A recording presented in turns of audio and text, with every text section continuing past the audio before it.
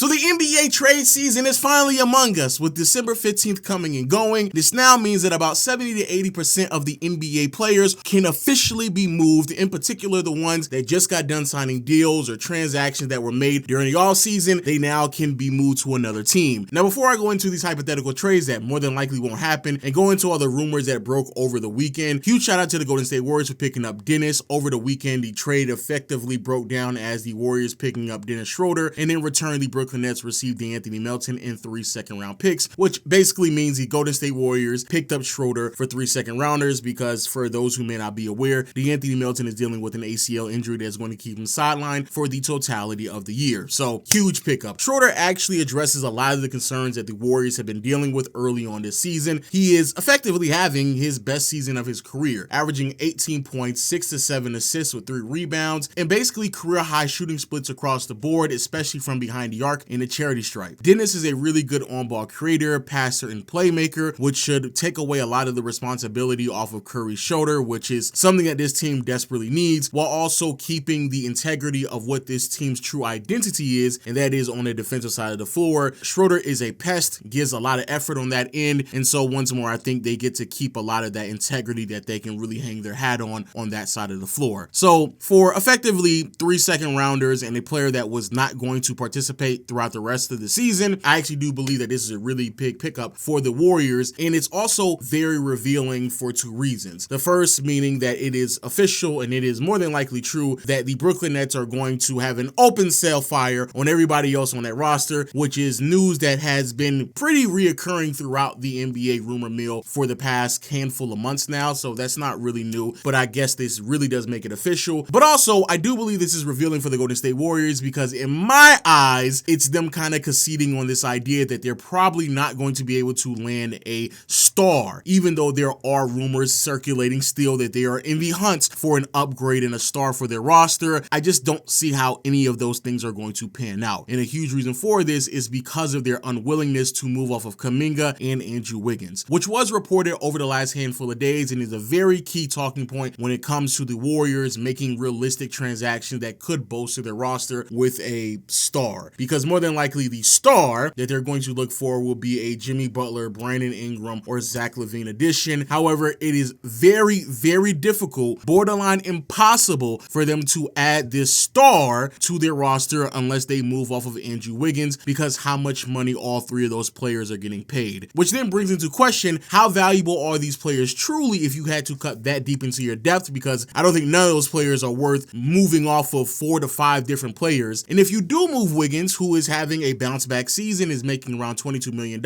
which does get you a little bit closer to the amount of money that LaVine, Butler, and Ingram are making, it kind of then further asks the question, are these players good enough to replace the production of Wiggins and Kuminga? Which at that point, I don't believe so. But if you are going to move off of Kuminga, it's just going to make more sense to do so during the offseason when he's coming off of the books and you will be able to sign and trade him. So the amount of money he's getting paid now isn't just $7 million. It'll be closer to around $30 million. So what you can get in return will be closer to like a 1-for-1 player instead of you trying to piece together like 4 or 5 different contracts that individually only make up like $7 to $10 million, because that's the only way that you're going to be able to get to like Jimmy Butler's $48 million. And if you are someone who's under the influence that their deals aren't completely done yet because they could go out there and get better supporting cast members such as Cam Johnson and DFS from the Brooklyn Nets, all of those things are true. However, there are reports claiming that those deals were on the table when they traded for Dennis Schroeder, and the Warriors were hesitant and effectively turned it down, which again more than likely means that the way that this roster is constructed now is more than likely what it's going to look like moving forward up until the upcoming offseason. So I'm not really going to hold my breath on the idea that the Warriors are going to be able to land a superstar or land a star. The whole LeBron talks are also just ridiculous. I'm not even going to be sitting here wasting my time explaining to you how can they get LeBron. I'm not going to do that. That's just a waste of my time. However, I spoke about this a couple of videos ago, but just briefly, the Lakers over the last handful of games, they have been on a slide. They did beat the Memphis Grizzlies, which is a respectable win. However, the problems and concerns that this team has are still very prevalent and completely undeniable at this point. Now, a lot of rumors has circulated around the idea that they're going to receive either Rob Williams or Jonas Valanciunas, and I do understand the concept of putting a 5 next to Anthony Davis. I have been preaching this for the last handful of seasons, but I don't believe that that neither one of those two players are great answers for what the Lakers need right now. In terms of Rob Williams, great defender, solid rebounder, but he's just not available. As a Laker fan, I get enough of that with Vanderbilt, so no thank you when it comes to Rob Williams. Then when it comes to Jonas Valanciunas, a player that the Lakers had on their radar even during the offseason, at first I was intrigued by the idea of having him on the roster, but the more I watched of him, the more I started to realize he's really bad at defense. Then take into consideration that his jump shot from behind the arc isn't what it once was, and I'm also going to have to pass on him, even though he does make like less than $10 million. And the biggest reason why I'm going to say all of that is because if you're going to go that route when it comes to Valanciunas just to put a big next to AD, I do believe a better option is Nikola Vucevic, who is having a really good year, averaging about 20 and 10. The three ball is there, and I do believe that's a difference maker, shooting about like I believe 45 to 47% from deep, and that level of floor spacing next to Anthony Davis makes that fit very seamless, especially on a team that doesn't really have that much three-point shooting. However, very similar to Valanciunas, the defense is just too bad. The Lakers do not have enough pieces to make up whatever they're going to lose from Vucevic on that side of the floor, and because he's going to be on a roster that features Austin Reeves, LeBron James, and Anthony Davis, the value that he would normally have on the offensive side of the floor will continue to drop because he will just play a lesser role on this team. So I also don't believe that's a good deal either, which kind of then leads us down this path of Cam Johnson and DFS, which in my opinion just makes the most sense. Trading away D'Lo, who's having an egregiously bad year, and also Rui, who is solid but just not enough for what the Lakers need, as well as the 2 first-rounders that the Lakers now have at their disposal for DFS and Cam, just makes a lot of sense for what this team needs. Both DFS and Cam were really good three-point shooters, better athletes, and just going to give you way better effort on the defensive side of the floor than both Rui and D'Lo. And if the Nets are willing to move off of Dennis Schroeder, who you could very well argue has been their best player for a good portion of the season, for just 3 second-round picks, albeit I understand it, he was an expiring contract, so you couldn't get much for him. But if you're willing to move off of Schroeder for 3 second-rounders, I do believe having flexible contracts as well as 2 first-rounders for a team that, in all honesty, who knows where they're going to be in the next like 3 to 4 years, a lot of that value could be upheld in this transaction for both sides, as the Lakers receive things that they need in terms of three-point shooting, athleticism, and better defensive effort, and the Nets further add to their haul of draft pick assets. Now, in terms of the Lakers and what they may be looking for to put next to Anthony Davis at the 5 spot, in all honesty, I just don't think that's going to be addressed this season. The Lakers have way too many holes in their roster for all of them to be addressed within one trade deadline. I do believe the front office will have a better chance of addressing that during the offseason, but if you want to go in the direction of adding a 5, Jakob Poeltl out in Toronto just makes way more sense than anyone else. This team desperately needs way more defense than it does offense, and I definitely believe that makes way more sense for them than Jonas Valanciunas, in my opinion. Now, in terms of the updates that are dealing with Jimmy Butler, because there have been some new developments since I uploaded my last video, effectively his agent has came out and said a lot of reports, a lot of rumors just are not completely true, even the ones that have been reported by Shams, which, in all honesty, I don't really know. The reporting about Jimmy going out to Phoenix, I believe, was a lot of phony baloney because it just didn't make any sense. The only way that this would truly work out is if Bradley Beal was in the deal, which then means that Bradley Beal, who has a no trade clause, would have to approve the transaction, which I don't really know if that makes any sense if Beal wants to be out in Miami without Jimmy Butler. But this also means that Miami has to want Bradley Beal as well, and they were already hesitant on receiving him back when he was with the Wizards, and so now when he's older, making even more money and less productive, I just don't believe in any of these Jimmy Butler trade talks at all. The rumors to me never really make any sense. He makes way too much money, and in my opinion, I just think this is all just a leverage play on both sides. You have Jimmy Butler, who's trying to force a narrative that people really want him on a roster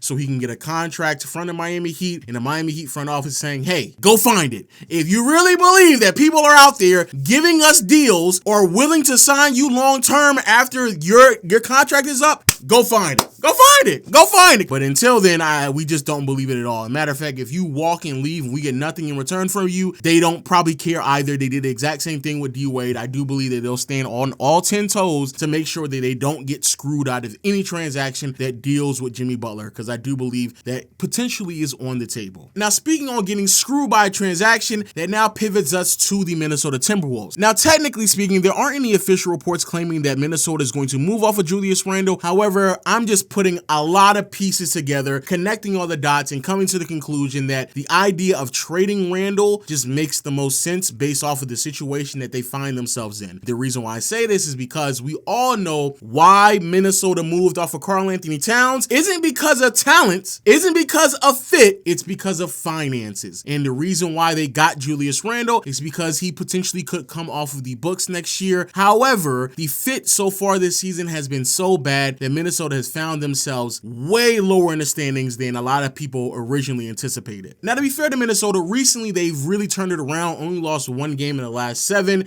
and a huge reason for this has to do with what they're doing defensively.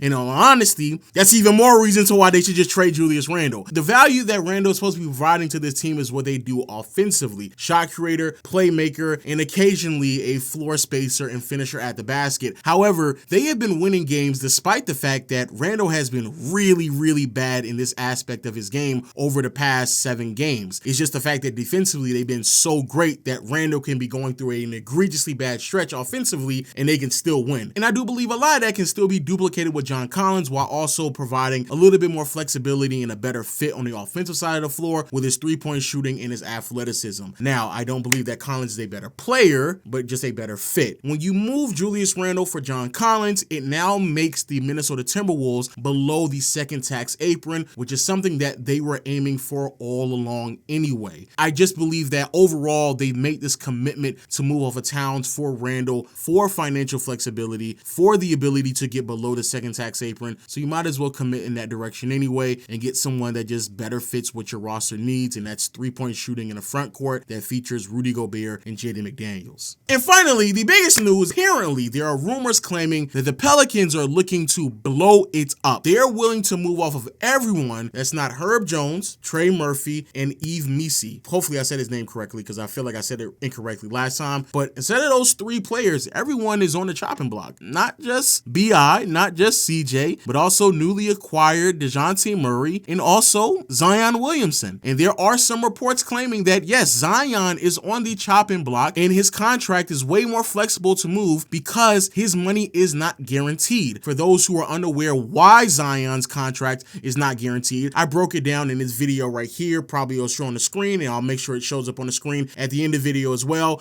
So make sure you go check out that video. But effectively, Zion signed a contract that had a bunch of clauses, and in those clauses, he had to meet certain requirements, and if he didn't, then his contract was not going to be fully guaranteed, and unfortunately, he didn't meet them. And he's going to continue not meeting them if he does not play a certain amount of games and doesn't reach a certain amount of health and fitness, certain requirements, which means that Zion isn't going to be making the amount of money that he originally signed for, which now means that he's much more flexible to move. And because this is now in effect throughout the rest of his contracts, that basically means any team that is willing to trade for Zion can really roll the dice on him and effectively be in a high reward, low risk situation, because if it doesn't pan out, then again, his money isn't guaranteed, which is all very interesting. We all knew that Brandon Ingram was going to be on the move because he's on an expiring contract. CJ McCollum made the most sense as well because how much money he's getting paid and how old he is, but Zion now being available really does open the tables to what exactly New Orleans is going to do moving forward. And it does make things way more intriguing, because if you are a team that feels like they can get the best out of Zion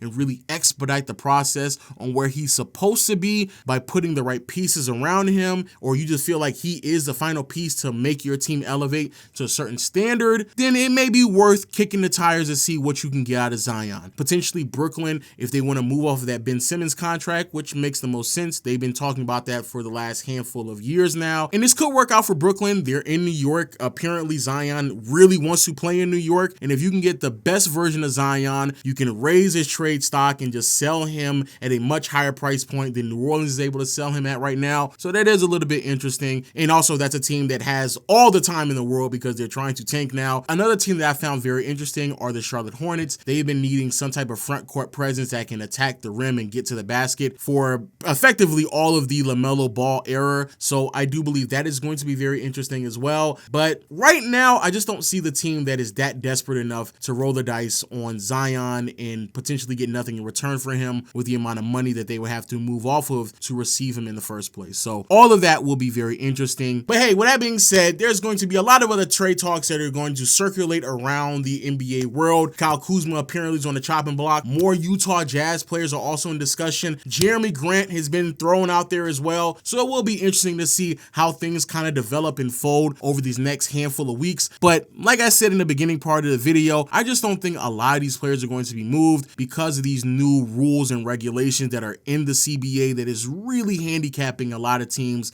before they start hitting a certain threshold to where they just can't really make any more additions to their roster. And I do believe that there aren't too many teams that are that desperate to start teetering around with the first and second tax apron. And also, I just feel like a lot of the players that are in the conversation to be moved, they're not valuable enough. They're just not good enough for teams to leverage their financial flexibility or their financial future to add them on the roster. I think this is going to be a role player centric trading deadline. Teams are going to be making moves around the margin, and I think that's the reason why a lot more people are focused on additions such as Jakob Poeltl or Cam Johnson, DFS, because those make way more sense and potentially are going to be even more impactful than someone like Zach LaVine being moved. But hey, we will see. Shout out to Lonzo Ball, because I also think that Lonzo is going to be a very interesting piece as well. We will see. Make sure you hit the subscribe button, notification bell as well, so you can be updated on this channel when these transactions happen. And also, if you are interested in learning about the whole Zion Williamson situation, make sure you click the video on the screen right now. But if not, until next time, I'll see you all later. Peace.